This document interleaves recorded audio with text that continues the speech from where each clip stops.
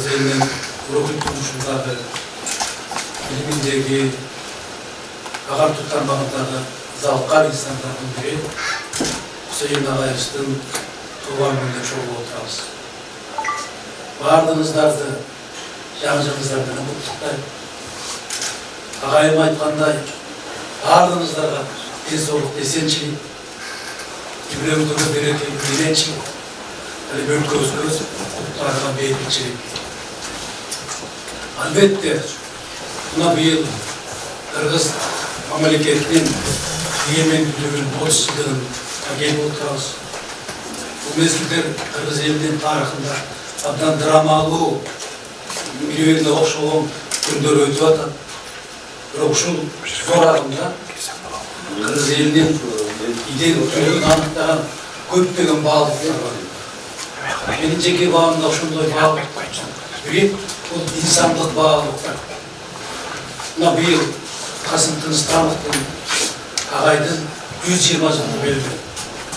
Ошого карата Кыргыз Республикасынын президентине караштуу мамлекеттик комиссиясы декабрдын 20 Бишкек шаарынын билим берүү департаменти абдан олуттуу салмактуу иш-чараларды ишке ашырган турат.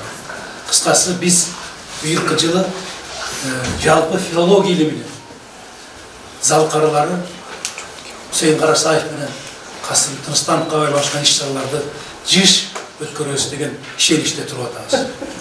Албетте бул иштердин басып өткөн жолу бүгүнкү күндө ар бирибиздин сабак. Бұл кишилердин адамдык нарк насылы, окумуштуулук, аброю чексиз үлгүрө турган нарк насылга ээ. Ошондуктан биз канчалык бул сыяктуу улуу инсандарды жаңазаласак, ошончолук келечекте өсүп келаткан муундарыбыздын таалим тарбиясына, ой дүйнөсүнө, жалпы эле маданиятына чоң таасир этип тургандыгы шексиз.